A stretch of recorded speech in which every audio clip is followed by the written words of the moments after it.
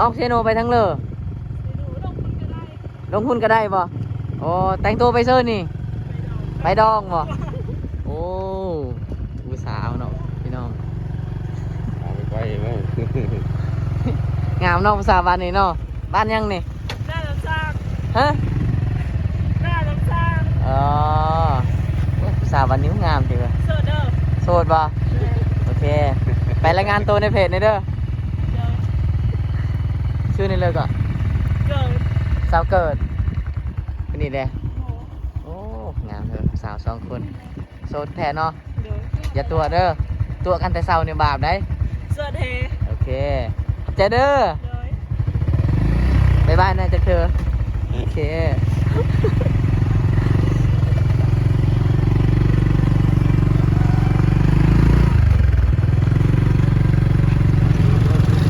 โอ้หมู่บ้านคนนี้เงียบสงบดีคักขนาดเลยพี่น้องเอ้ยเนาะหมู่บ้านอยู่ก็ธรรมชาติแท้ๆที่เคยเห็นมาเนาะโอ้งามคักขนาดอยู่ตามภูเขาโอ้น่าอยู่หลายบ้านนี้พี่น้อง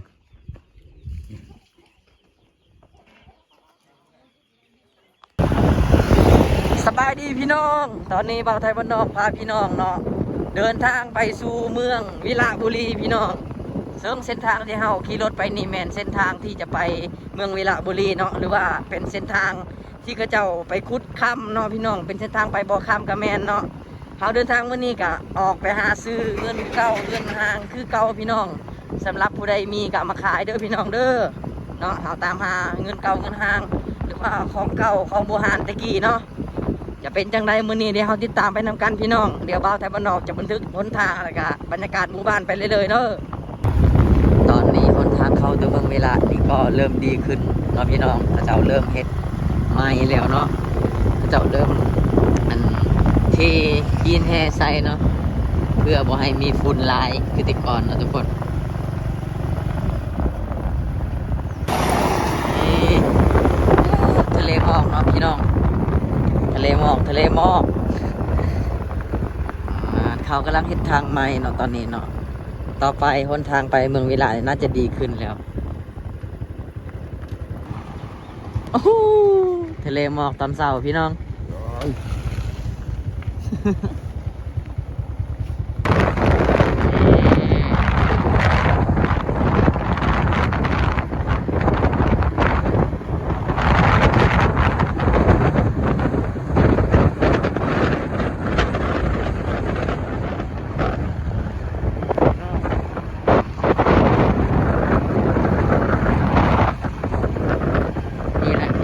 คือสถานที่บ่อข้ามเมืองเวลาเนาะตรงนี้แหละพี่น้องเด้อ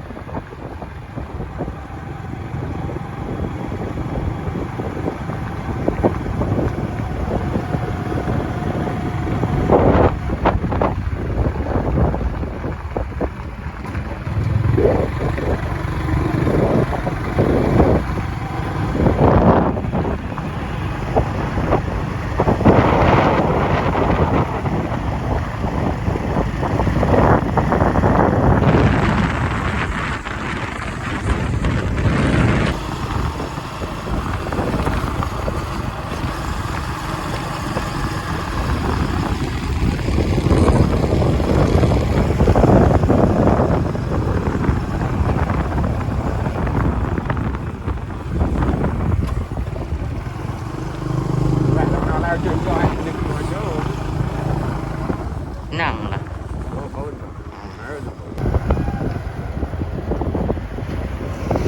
เราชิมตอนไหนเดินทางกัน3 คนเนาะฮอด อัน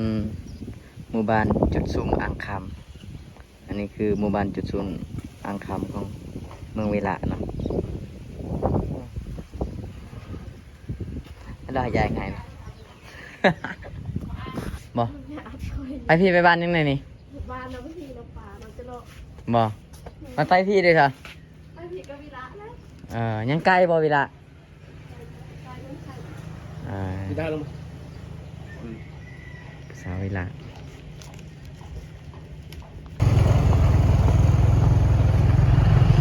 กลับรถมา ทางนี้ไปทางเลิศเลยนี่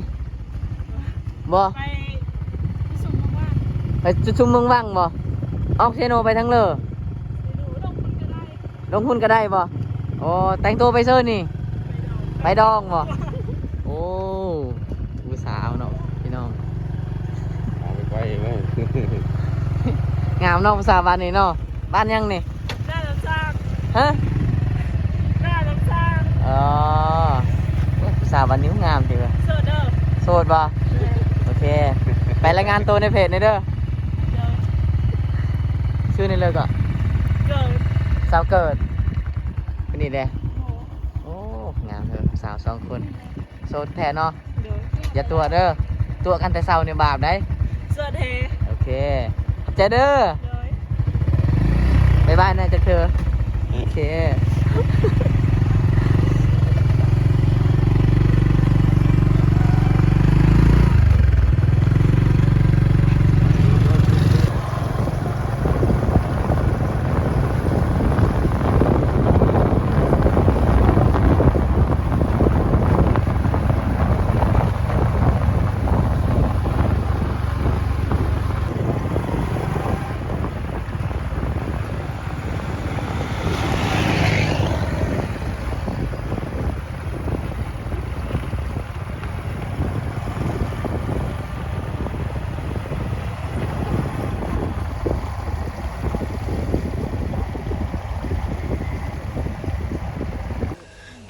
และตอนนี้เบาไทยบ้านนอกก็ได้พอกับสาวบ้านกำลังฮอนคำเนาะพี่น้องเนาะนี่คือวิธีสาวบ้านอยู่ในเขตชนบทเมืองเวลาอุบุรีเนาะปัญหารายได้เนาะคือฮอนคำ ไปโหดเนื้อไอ้เจ้าไปใช้ และขี้ดินที่เพิ่นขุดใส่รถไถตัวนี้เนาะเพิ่นก็ขุดมาจากป่าจากดงจากภูเขาเด้พี่น้องเนาะที่เพิ่นขุดบ่คำแล้วก็เพิ่นเอามาไว้อยู่เฮือนแล้วก็เอามาฮ้อนแถวห้วยเนาะแคมเฮือนแคมซานพี่น้องแล้วก็จะเห็นโตคำเนาะแล้วก็มีคนเวียดนามคนจีนเข้ามาซื้ออยู่ในหมู่บ้านเนาะ ก็ไรเฮ้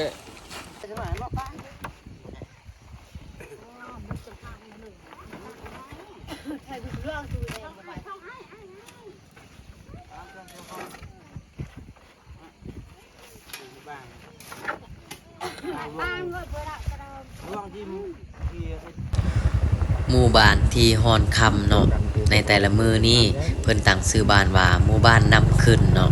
เมืองเวลาแขวงสวรรณเขตพี่น้องและอันนี้ก็เป็นอีกหนึ่งหมู่บ้านเนาะอยู่ในเขตชนบทที่มีบรรยากาศงามเนาะเป็นหมู่บ้านที่อยู่ตามหอมภูหอมผาพี่น้องเอ้ยเนาะคักขนาดเลยหมู่บ้านเพิ่นนี่คักหลายน่าอยู่เนาะโอ้หมู่บ้านเพิ่นนี่เงียบสงบดีคักขนาดเลยพี่น้องเอ้ยเนาะหมู่บ้านอยู่กับธรรมชาติแท้ๆที่เคยเห็นมาเนาะโอ้งามคักขนาดอยู่ตามภูเขาโอ้น่าอยู่หลายบ้านนี้พี่น้อง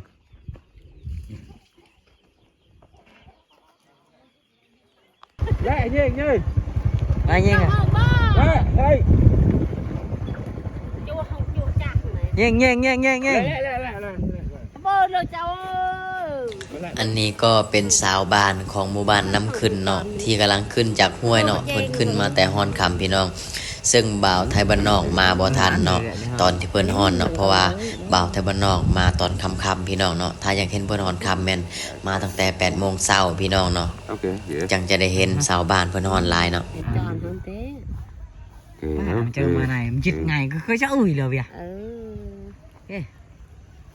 sao người thằng của tại nó lại cái tay cái nọ nữa bang này lại cái lại gì ตะเบินนาไปอ่อนนัง แล้วอ้าวจะลงมาจ้า และอันนี้ก็เป็นขี้ดินเนาะเพิ่นใส่กระสอบที่เพิ่นขุดมาจากภูจากพาเนาะคือภูพาอยู่ในเขตวิระบุรีนี่เนาะจะมีคำเบิดเลยพี่น้องนี่เนาะสาวบ้านเพิ่นขุดแล้วก็เอามาฮ้อนในน้ำห้วยนี่ล่ะเนาะในเวลายามเช้าเต็มอยู่ในหมู่บ้านพี่น้องเอ้ยสำหรับผู้ใดอยากเห็นก็ต้องมาแต่เช้าเนาะถ้ามาตอนแรงๆหมู่บ้านเพิ่นจะเลิกเนาะหรือว่าไปหาอาบน้ำอาบในแล้วเฮาจะบ่เห็นพี่น้องเด้อ